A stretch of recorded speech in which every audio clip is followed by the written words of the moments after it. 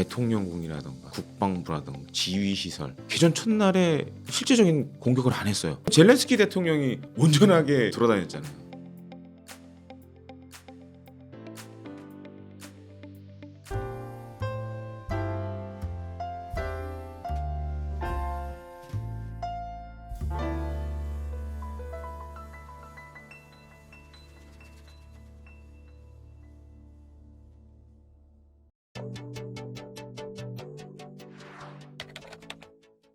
일단은 사실은 뭐 개인 간에 싸움을 하더라도 흔한 말로 선빵이 중요하잖아요.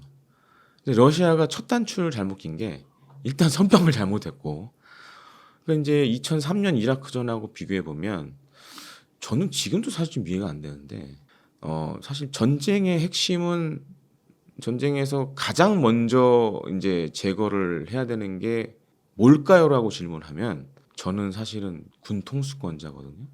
전쟁을 지휘하는 가장 핵심적인 역할을 하는 사람 아니에요. 우리나라 치면 이제 뭐 대통령이라든가.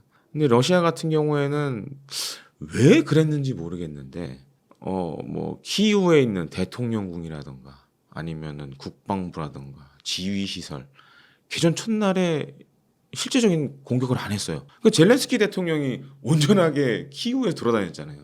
이해가 안 되는 거죠.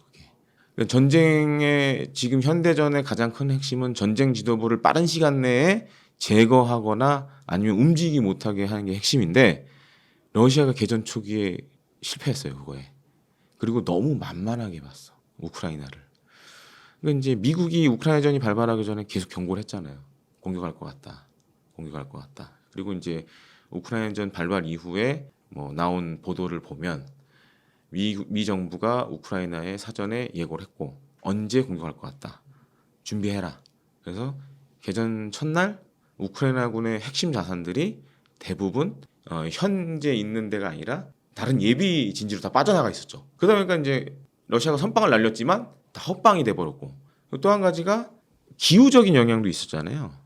그때가 이제 뭐 우리로 치면 한 1, 2월 그때 이제 시작을 했던 건데, 우크라이나 같은 경우에도 겨울이었고, 그러다 보니까 이 동절기에 또 그 진창으로 되면서 사실 러시아가 자랑하는 이 기계화 부대들, 전차 장갑차들이 제때 지형 때문에 제대로 작전을 할 수가 없었고, 또 한 가지로는 뭐 해외에서 이런 전문가들 분석을 보면 그 전에 이제 돈바스가 있었잖아요. 그러다 보니까는 너무 우크라이나군을 우습게 본 거예요. 그러다 보니까 이제 우크라이나군이 강력하게 나오니까 또 말렸고, 뭐 그런 여러 가지 요소들 때문에 그 생각했던 거와는 완전히 반대 상황이 돼버렸고, 러시아 입장에서는. 그러니까 지금은 이제 그렇죠. 지루한 장기전이 되고 있고, 또 최근 추세를 보면은 사실 이제 2차 세계대전에 좀 관심 있는 분들은 잘 아실 거예요.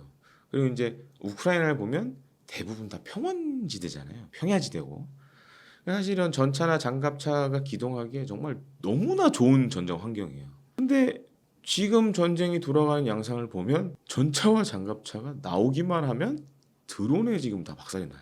그러니까 이제 2022년대만 초만 전쟁 초기만 하더라도 잘하는 뭐 이제 제블린, 엔로우, 이제 서방이 지원한 각종 이제 대전차 유도 무기들로 우크라이나가 사실 혁혁한 정권을 올렸는데, 작년부터는 좀 상황이 달라졌어요. 그러니까 제블린이나 엔로우 같은 대전차 미사일에 당하는 것보다는 드론에 의해서 파괴되는 전차 장갑차가 훨씬 더 많아요.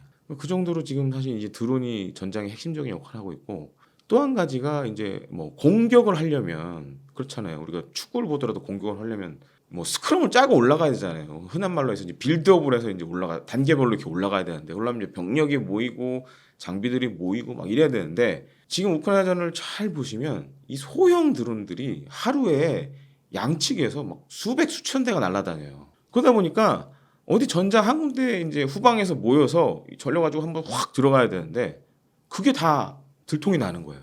그럼 이게 모일만 하면 이제 우크라이나는 뭐 하이마스나 MLRS 같은 다연장 로켓으로, 특히 이제 GMLRS 같은 유도탄으로 아니면 에이테킴스 같은 걸로 계속 때리는 거예요. 그러니까 둘 다 지금 병력 집결도 못 하고, 그러니까 이제 한 방을 해야 되는데, 그러니까 그야말로 권투 치면 레프트훅을 한번 확 쳐야 되는데 안 돼요 둘 다. 그러다 보니까 전선이 계속 고착화되고, 러시아도 지금 많은 수의 전차를 잃었고, 심지어는 최근에 나온 자료들을 보면 이제 냉전이 끝나고 유럽하고 러시아 이제 소련하고 협정을 맺습니다. 재래식 무기 감축 협정을 맺어요. 그래서 이제 과거 소련이 갖고 있던 많은 양의 전차와 장갑차, 뭐 자주포 이런 것들을 러시아에 있는 이제 그 창고에 다 보관을 해뒀었어요. 근데 지금 우크라이나전 하면서 러시아가 뭐 너무 많은 기기화 장비들 있다 보니까 그 창고에 있는 장비들마저 다 꺼내다 쓰고 있어요 지금. 그러니까 예를 들어서 뭐 1950년대 만들어진 막 T-55라든지 뭐 T-62 전차라든지 이런 것들도 다 가져와서 쓰고, 자주포도 마찬가지고. 근데 최근에 위성 사진들을 보면 그 창고도 비고 있어요 지금 상황이. 그러니까 그 정도로 지금 러시아가 우크라이나전에서 굉장히 많은 패배의 후유증을 겪고 있다라는 거죠. 반면 우크라이나도 지금 같은 상황이 비슷한 상황이고 꺼내 쓸 수 있는 건 다 꺼내 쓰고 있고. 그러니까 심지어 우크라이나도 이렇게 뭐 나토 회원국들이나 이제 미국이 지원을 하잖아요. 그러니까 나토 회원국들도 사실 이제 과거 소련하고 러시아하고 이제 재래식 무기 감축 협정하면서 갖고 있던 뭐 전차 장갑차들을 창고에 많이 보관해뒀어요. 이제 그걸 다 우크라이나 지원을 해줬거든요. 그 창고도 다 비어 있어요 지금. 그러니까 전 세계적으로 냉전 시절의 유산들, 그런 무기들이 우크라이나전에 다 들어가고 있어요. 그래서 우크라이나전이 일종의 재래식 무기의 블랙홀이 됐어요 지금. 그래서 그런 상황이다 보니까 지금 예상과 다르게 굉장히 장기전으로 가고 있고, 예상과 다르게 장기전으로 지금 계속 진행이 되고 있습니다. 예. 사실은 이게 러시아의 굉장한 실수라고 할 수 있는데, 자, 우리가 역사를 좀 돌이켜볼 필요가 있습니다. 핵무기를 가진 나라는 많지만 실제로 핵을 쓴 나라는 딱 한 나라밖에 없어요. 미국밖에 없어요. 히로시마와 나가사키에 2번 떨어뜨렸죠. 그 실제 전장에서. 미국이 그렇게 핵을 많이 갖고 있는데도 이후에 제2차 세계대전 이후에 6.25 전쟁, 베트남전, 뭐 그 위에 여러 전쟁이 있었지만 왜 핵을 안 썼을까요? 그건 좀 한번 생각을 해봐야겠죠. 그러니까 이제 2차 세계대전 때 미국이 핵을 써서 전쟁을 종식시켰지만 그거에 대한 딜레마를 항상 안고 있거든요. 근데 러시아도 비슷한 거죠. 북한도 마찬가지고. 핵을 갖고 있는 거는 자랑거리가 될 수 있지만 실제 전쟁에서 핵을 쏜다라는 거는 이건 다른 얘기입니다. 그래서 얼마 전에 이건 약간 다른 사안일 수 있는데 뭐 오물풍선에 생물무기나 화학무기 들어있으면 큰일 나는 거 아니냐. 몇몇 정치인들하고 뭐 이런 기자분들이 언급을 하시고 제가 그랬어요. 자, 북한이 화학무기나 생물무기를 만약 썼다. 대량 살상무기 썼다. 그러면 미국은 핵무기를 쓸 수 있는 조건에 해당이 된다. 그래서 이거는 차원이 다른 얘기다 라고 얘기를 했거든요. 그러니까 러시아도 사실 미국과 쌍벽을 이룰 만큼 전략 핵무기라든지 비전략 핵무기, 그리고 우리가 흔히 얘기하는 전술 핵무기 많이 갖고 있어요. 근데 왜 안 쏠까요? 쏘면 당장 전쟁에서 이길 수 있는데. 만약 러시아가 핵을 썼다. 그럼 당장 미국과 나토는 특히 제일 이제 그런 상황에 오게 되면 유럽에 있는 나라들은 독자적인 핵무장을 할 수도 있어요. 저게 남의 일이 아니다. 그리고 미국도 그 비전략 핵무기를 이제 유럽에 깔기 시작하겠죠. 그래서 실제로 1970년대에 소련이 SS-20이라는 이제 준중거리 미사일을 동유럽에 막 배치를 해요. 이제 핵탄두가 달린 배치를 하니까 유럽이 뒤집어졌어요. 난리가 났어요. 그래서 이제 나토 회원국들이 이제 미국과 협의를 해서 안 되겠다. 우리도 그럼 똑같은 걸 배치하자. 그래서 지금은 없어졌지만 이제 우리가 이제 전쟁의 신호탄이라고 알려진 토마호크 미사일 있잖아요. 토마호크 미사일은 지금은 뭐 배에서 많이 쏘잖아요. 군함에서. 근데 이제 80년대 보면 그 지상에서 쏘는 토마호크 미사일이 있었어요. 그래서 이름도 좀 다릅니다. 이제 앞에 제식 명칭은 BGM-109는 똑같은데 BGM-109G라고 그래서 그리폰이라는 미사일을 유럽에 막 배치를 합니다. 근데 이거는 재래식 탄두를 탑재한 게 아니에요. 핵탄두를 탑재한 그리폰을 막 탑재를 해요.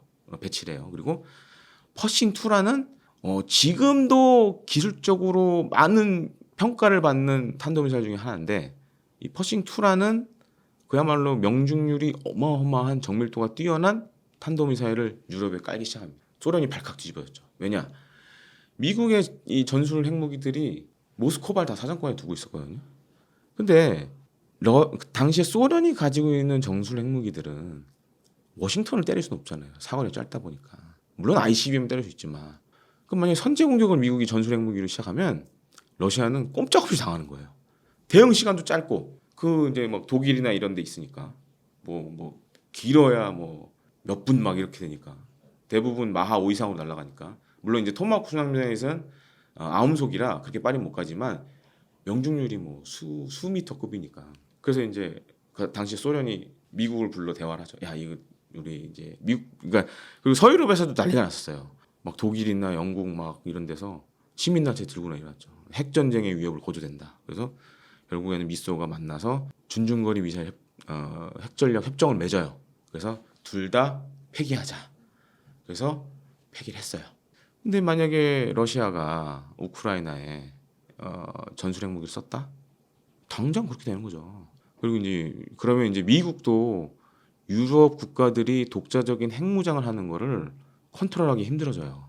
아니 뭐 독일이나 지금 이제 프랑스나 영국은 독자적으로 핵무기를 갖고 있고 영국은 약간 좀 다르지만 이제 미국의 SLBM을 갖다 쓰고 뭐 이런 이제 하고 하는데 프랑스는 독자적으로 핵무기를 갖고 있잖아요. 그럼 뭐 독일이 기술이 안 돼서 안 하겠어요? 뭐 벨기에, 덴마크, 노르웨이가 기술이 안 돼서 안 하겠어요? 사실 뭐 원자폭탄은 같은 경우에는 1940년대 기술인데 지금은 어떻게 만든지 구글 검색만 해도 다 나와요. 어려운 게 아니라는 거죠. 물질을 갖는 것도 아니 재처리해서 하면 되는 거고. 러시아는 그래서 그 카드를 쓰기가 힘들다는 거죠. 저는 사실 푸틴이 뭐 약간 다른 생각 갖고 아예 전쟁 초반에 썼다라면 우크라이나전을 빨리 끝냈을 수도 있어요. 근데 그 딜레마가 있는 거죠. 그렇기 때문에 핵을 쓴다는 거는 러시아 입장에서는 더 큰 재앙을 불러올 수 있는 상황이 될 수가 있습니다. 자, 우리가 또 6.25 전쟁을 좀 되돌아볼 필요가 있어요. 사실 지금 우크라이나전 상황이 6.25 전쟁 말기랑 굉장히 비슷하게 돌아가고 있어요. 전선이 정체돼 있죠. 근데 우리가 그 6.25 전쟁 잘 보시면 이 전선이 정체된 기가 꽤 길었어요. 그 뭐 영화 고지전 보면 알다시피 고지 하나를 놓고 막 주인이 바뀌고 지금 우크라이나전이 딱 그런 상황이에요. 한 개 지점을 두고 계속 바뀌어요. 근데 이게 더 가면 우리가 그럼 6.25 전쟁이 왜 정전으로 끝났냐를 잘 봐야 될 것 같아요. 지금 국제사회 같은 경우에는 좀 이 전쟁에 지쳐 있어요. 그렇잖아요. 저한테 이제 질문하시는 많은 분들이 하는 게 뭐냐. 도대체 우크라이나 전쟁은 언제 끝나요? 그러니까 핵심이잖아요. 저도 그런 질문 되게 많이 받고. 그러니까 일단 6.25 전쟁도 비슷했어요. 초반에 성과가 있었고 다만 이제 이후에 중공군이 내려오고 막 이러면서 전선이 정체가 되잖아요. 그럼 미국 사회에서도 도대체 이 전쟁 언제 끝나는 거지? 이렇게 되는 거예요. 그럼 국제사회도 지원에 대해서 소극적일 수밖에 없고. 그러니까 미국이 수렁에 빠졌던 아프가니스탄전도 보면 뒤로 갈수록 이제 전쟁에 대해서 이 전쟁 도대체 언제 끝나는 거야? 이제 지루해지기 시작하죠. 많은 사람들이 또 축구하니까 지금 약간 우크라이나전이 그런 상황으로 왔어요. 근데 우크라이나 입장에서 좀 봐야 할 게 있어요. 자, 정전을 했어. 정전했는데 그럼 또 러시아가 안 쳐들어올까? 라고 생각할 수밖에 없죠. 그러려면 뭔가 우크라이나의 러시아의 재침공에 대비한 시스템이 필요하겠죠. 그러니까 지금 정전을 하려면 그런 게 있어야 된다는 거죠. 그러니까 예를 들어서 이제 우리나라 같은 경우에는 6.25 전쟁을 이제 정전하면서 한미 상호 방위 조약을 맺었고, 그다음에 미국의 어마어마한 군사 원조를 받았고 그런 것도 있었단 말이에요.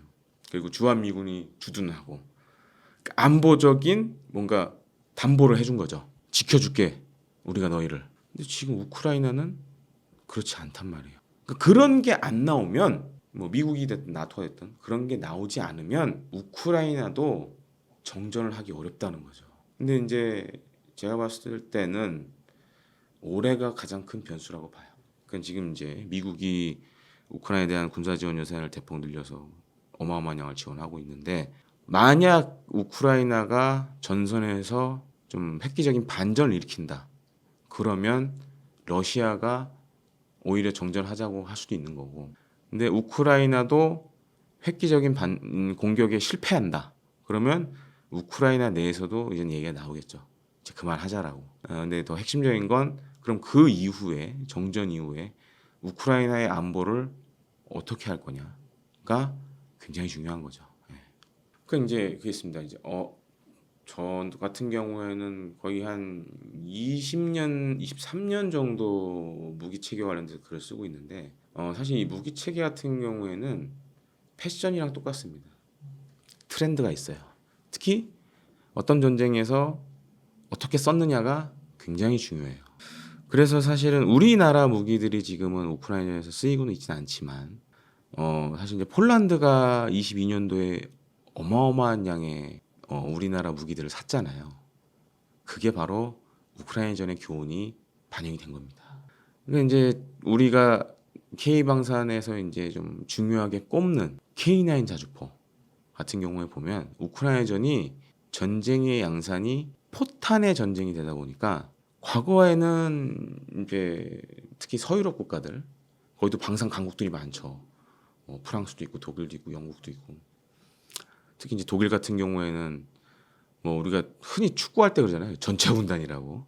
그래서 지상 장비 쪽에서는 거의 미국과 어깨를 견줄 만큼 거의 탑티어급이에요. 근데 냉전 끝나고 제가 얘기 드렸지만 이제 서유럽 국가들하고 소련하고 재래식 무기 감축 협정하면서 전차 수를 확 줄였단 말이에요. 그래서 그리고 전차에 대한 이 성능 개량이나 이런 건 물론 조금씩 하긴 했지만 일단 생산 양이 줄다 보니까 전차 자주포 같은 것들 그러니까 이제 생산 여건이 안 되는 거예요. 그래서 지금 이제 다시 막 복구하고 하고 있는데 그러다 보니까 재래식 무기들, 전차, 자주포 뭐 이런 것들 그러다 보니까 지금 전쟁에 보니까 제일 많이 만들고 있는 나라가 한국이야. 그러니까 이제 폴란드가 사실 선택했거든요. 그러니까 우리도 어떻게 보면 우리 K방산이 지금 이렇게 잘 나가고 있는 것도 어떻게 보면 이 우크라이나전의 영향을 받았다고 봐야죠. 그런 측면에서는 좀 우크라이나전이 우리 K방산에 많은 도움을 주긴 했습니다.